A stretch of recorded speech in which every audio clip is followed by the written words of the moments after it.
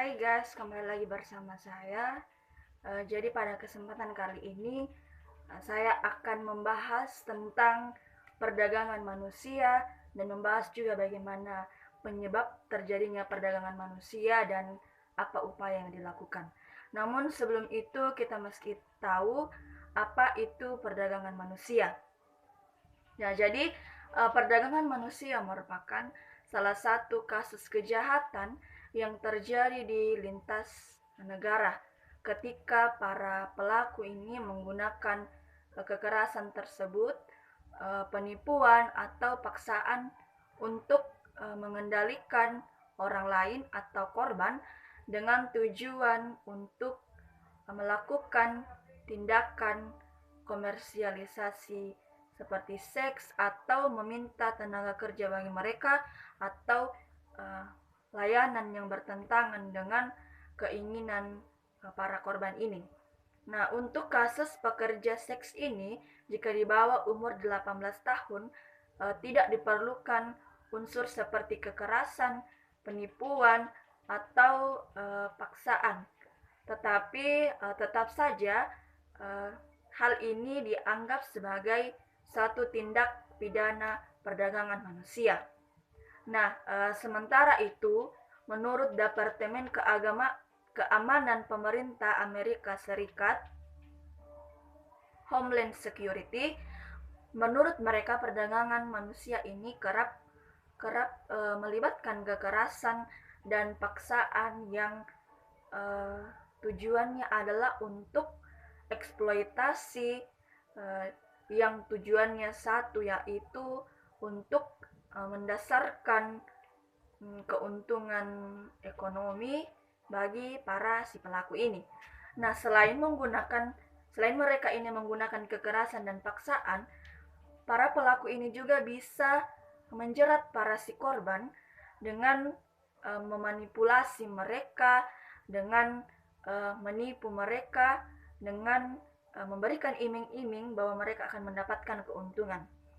Nah, perdagangan manusia dapat menjadi tindak kriminal lintas negara, umumnya berupa penyelundupan manusia melalui perbatasan-perbatasan yang secara tidak resmi.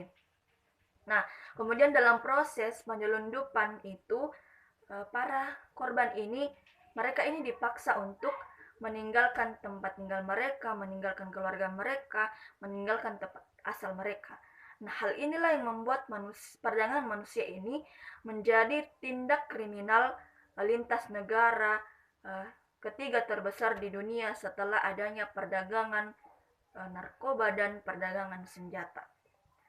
Nah, selain itu, dalam beberapa penelitian, perdagangan manusia ini dapat dikatakan sebagai aktivitas kriminal terorganisir yang paling cepat atau paling pesat di dunia perkembangannya.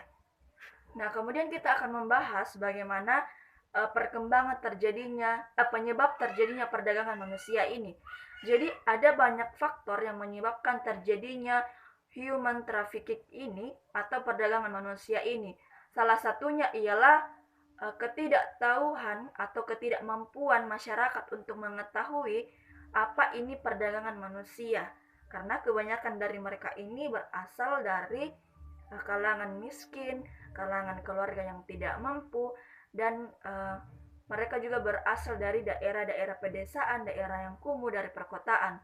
Nah, mereka juga ini mempunyai pendidikan, bisa dibilang pengetahuan mereka ini terbatas. Nah, praktik perdagangan manusia seperti halnya konsep pasar pada umumnya, yaitu karena adanya prinsip dasar prinsip dasar ekonomi, yaitu penawaran dan adanya permintaan atau supply and demand.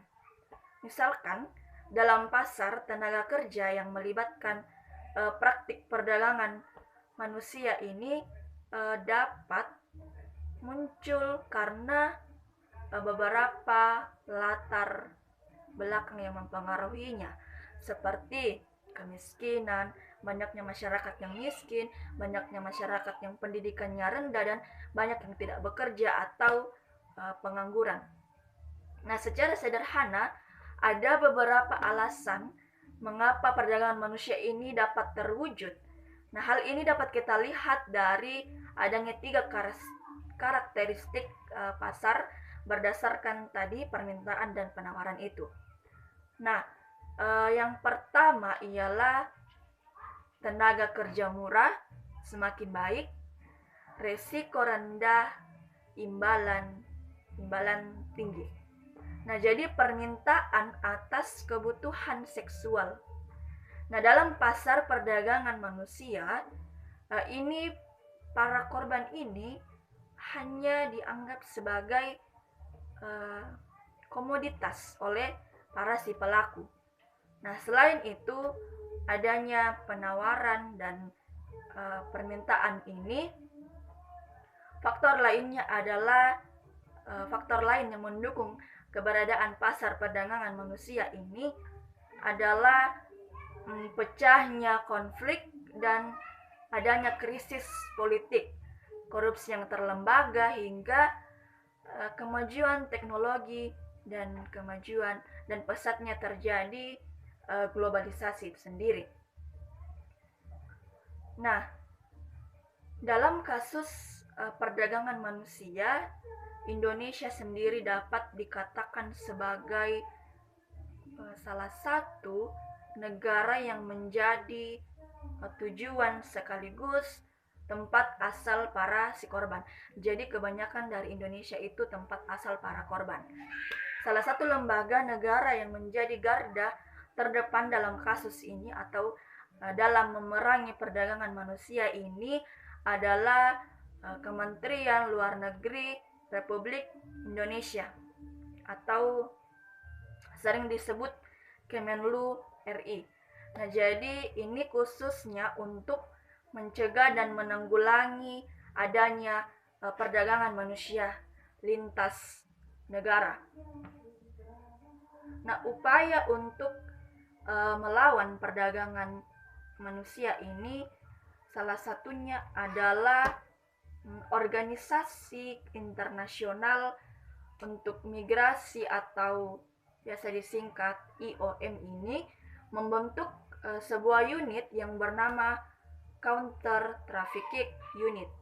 Nah, di Indonesia sendiri unit IOM ini tugasnya ialah atau tugas utamanya adalah mendampingi dan memberi bantuan kepada atau bagi para korban perdagangan manusia ini, agar mereka ini bisa kembali pulang ke tempat asalnya, ke rumahnya, dan mereka ini bisa mendapatkan hak-hak mereka yang dirampas.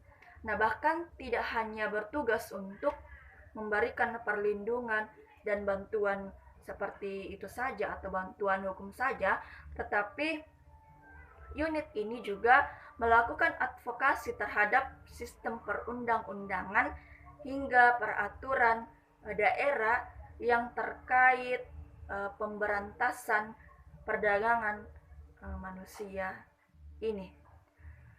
Nah, kemudian kita akan lanjut mengenai apa pandangan Alkitab mengenai perdagangan manusia ini sendiri. Nah, apa Alkitab mendukung atau tidak?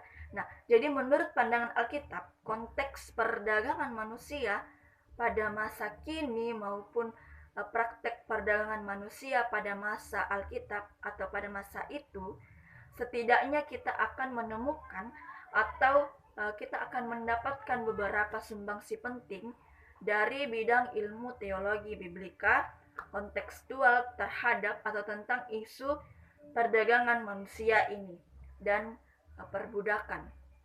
Yang pertama, Alkitab mempersaksikan karya keselamatan Allah di tengah-tengah sejarah dan kehidupan umatnya. Yahweh adalah Allah yang bertindak membebaskan umat Israel pada saat itu, ya lebih tepatnya membebaskan umat Israel dari perbudakan di Mesir, dan umat Israel ini diberi status baru sebagai umat pilihan Allah.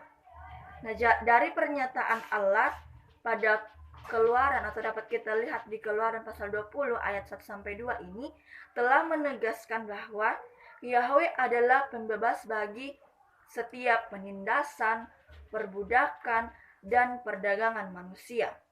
Oleh karena itu, sikap etis dari umat Israel ini seharusnya hidup dengan sistem nilai Allah yang tercermin dalam hukum Taurat atau ke-10 hukum Taurat, yaitu memberikan atau memperlakukan keadilan, menciptakan belas kasihan, memberi belas kasihan, kemurahan, dan kebenaran. Nah, pekerjaan sehari-hari yang mereka lakukan ini bukan sekedar atau bukan dilakukan dengan cara menindas atau mengeksploitasi dan memperdagangkan, apalagi memperdagangkan manusia atau sesamanya manusia. Nah, apabila umat Israel melanggar hukum Allah, berarti mereka ini merusak hubungan perjanjian dengan Allah. Sebab eksistensi umat Israel sebagai manusia pada hakikatnya didasarkan kepada perjanjiannya dengan Allah. Kemudian, pandangan kedua Alkitab mengenai perdagangan manusia ini, Alkitab menempatkan makna atau kerja sebagai sesuatu yang positif dan yang mulia. Apa dasar teologisnya? Jadi dasar teologisnya ialah Yahweh adalah Allah yang senantiasa bekerja. Nah, kehidupan dan keberlangsungan hidup di alam semesta ini atau di dunia ini terjadi karena pekerjaan Allah. Jika Allah tetap bekerja, maka seharusnya sikap iman kepada Allah juga atau kepada Tuhan itu juga mendorong kita untuk melakukan pekerjaan yang memuliakan nama Tuhan.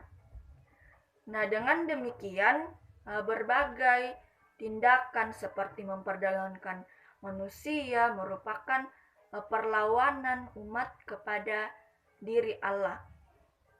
Jadi orang-orang yang memperdagangkan sesamanya manusia, pada hakikatnya ini mereka telah memposisikan diri mereka sebagai bisa dikatakan sebagai lawan Allah.